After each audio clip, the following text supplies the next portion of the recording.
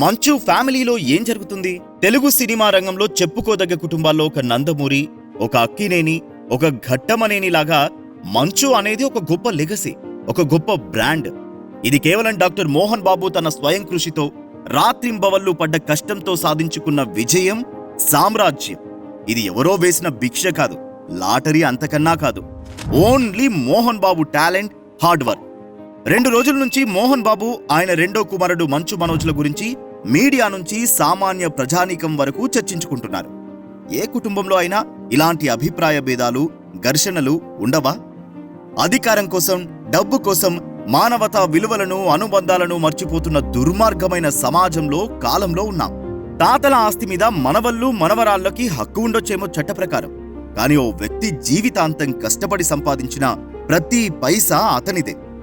ఎవరికి ఏమివ్వాలనేది ఓ కుటుంబ పెద్ద నిర్ణయం. చట్టాలు కూడా కాదనేది లేదు. బలవంతం పెట్టో, బెదిరించో, తప్పుడు ప్రచారాలు చేసో ఏదీ సాధించలేరు, పొందలేరు.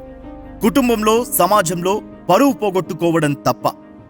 వాళ్ళ ఇంట్లో ఏం జరిగింది, ఎలా రియాక్ట్ అవుతారు, ఏం చేస్తారు అనేది పూర్తిగా వాళ్ళ వ్యక్తిగతం. సెలబ్రిటీ అయినంత మాత్రాన వాళ్ళ పర్సనల్ లైఫ్ గురించి మాట్లాడే హక్కు ఎవరికీ లేదు. దుష్ప్రచారం చేయడం దారుణం. నిజానిజాలు మాటాటుంచి ఓ తండ్రిగా మోహన్ బాబు ఎంత నలిగిపోయి ఉంటారో ఏ ఒక్కడైనా ఒక్క క్షణం ఆలోచించారా?